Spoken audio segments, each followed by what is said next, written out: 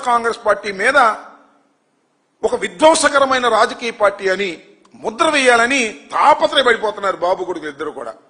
అసలు మీ ఇందిరాగాంధీ గారు ఆదేశిస్తే ఎన్టీ రామారావు మా మామ ఎక్కడ నిలబడితే అక్కడ నిలబడి ఓడిస్తానన్నాడు. ఈయన ఓడిపోయాడు, చంద్రగిరిలో తుక్కుతుగ్గా ఓడిపోయాడు. తుక్కుతుగ్గా ఓడిపోతే మళ్ళీ దొడ్డిదోమని వచ్చాడు. కాంగ్రెస్ పార్టీని కసక్కమని పొడిచేశాడు వెనక నుంచి. ఇందిరాగాంధీ గారు భిక్ష పెడితే మంత్రి చేస్తే అలాంటి కాంగ్రెస్ పార్టీని వెన్నుపోటు పొడిసి కసక్కమని వచ్చి దొడ్డిదారిన ఎన్టీ రామారావు గారి దగ్గర చేరాడు. చేరుడు అట్ట ఉన్నాడా? పాపం ఏ మాటకు ఆ మాట చెప్పాలి. దగ్గుపాటి వెంకటేశ్వరరావు గారు, ఎన్టీ రామారావు గారు పార్టీ పెట్టిన దగ్గర నుంచి దగ్గుపాటి వెంకటేశ్వరరావు గారు ఆ పార్టీని కాపాడుకుంటూ వచ్చాడు. ఆయనతో పాటు ఆయనే కదా హరికృష్ణ, వీళ్ళిద్దరు ఉన్నారు. వాళ్ళిద్దరిని తొక్కేశాడు. తొక్కేసి ఈయన వచ్చాడు. వస్తే వచ్చాడు ఏం చేశాడు? ఎన్టీ రామారావుని కసక్కమని పొడిచేశాడు. పొడిచేసి అధికారం తీసుకున్నాడు. ఆ పొడవటానికి ఎవరిని అడ్డం పెట్టుకున్నాడు? దగ్గుపాటి వెంకటేశ్వరరావు గారిని, హరికృష్ణని, ఇద్దరిని అడ్డం పెట్టుకున్నాడు. అడ్డం పెట్టుకుని తొక్కేసి ఆయన చనిపోయిన తర్వాత ఇద్దరిని తొక్కేశాడు. మళ్ళా దగ్గుపాటి వెంకటేశ్వరరావు గారు రాజకీయవేత్త ఈ ప్రపంచంలో ఎవరైనా ఉన్నారు అంటే అది నారా చంద్రబాబు నాయుడు గారే.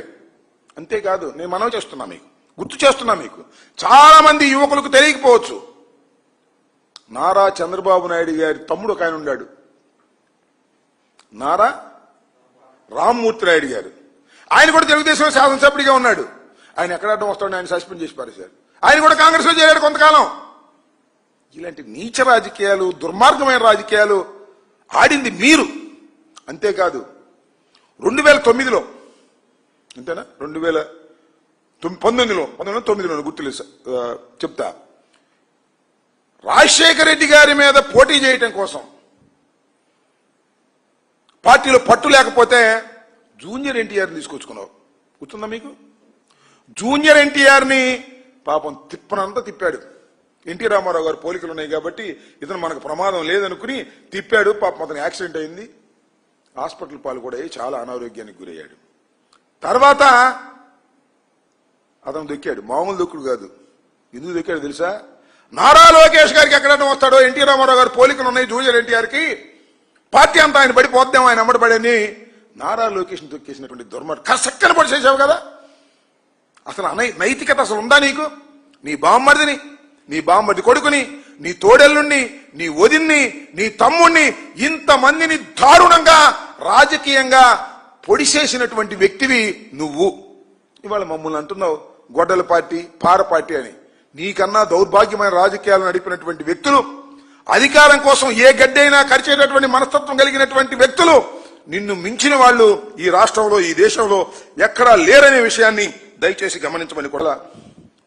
చంద్రబాబు నాయుడు గారి దుర్మార్గమైన, మోసపూరితమైన పరిపాలనకు వ్యతిరేకంగా పెద్ద ఎత్తున వైఎస్ఆర్ కాంగ్రెస్ పార్టీ నిరసన తెప్పేటటువంటి కార్యక్రమం చేస్తుంది. అన్నిటినీ ఎండగట్టేటటువంటి కార్యక్రమం చేస్తాం. నాకు తెలిసినంత వరకు భారతదేశ చరిత్రలో ఏ ప్రభుత్వం కూడా 2 సంవత్సరాల్లో ఇంత భయంకరమైనటువంటి యాంటీ ఎస్టాబ్లిష్మెంట్ తెచ్చుకున్నటువంటి రాజకీయ పార్టీ ఏది లేదు. ఈ కూటమే, బాబు కొడుకులు ఇద్దరే. దాని మీద మేము ఇవాళ నిరసన కార్యక్రమాలు చేస్తూ దాన్ని డైవర్ట్ చేసే కార్యక్రమాలు, ఎవరో ఒకరిని అరెస్ట్ చేయటం, లేదా ఎవరో ఒకరి మీద ఎంక్వైరీ వేయటం, ఎవరో ఒకరి మీద పిలిపించటం, ఒక సిట్ వేసి అది సిట్టు స్టాండ్గా పెట్టుకోవటం. ఇవాళ కె నాగేశ్వరరావు, జగన్మోహన్ రెడ్డి గారి పొలిటికల్ అసిస్టెంట్, ఆయన నోటీస్ ఇచ్చారు. సిట్టు పిలిచారు.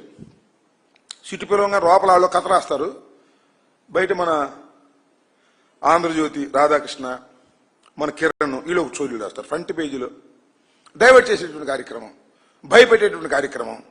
అదేవిధంగా మన అధికార ప్రతినిధిగా ఉన్న శివశంకర్ రెడ్డి మన ఆఫీసులో పనిచేస్తాడు.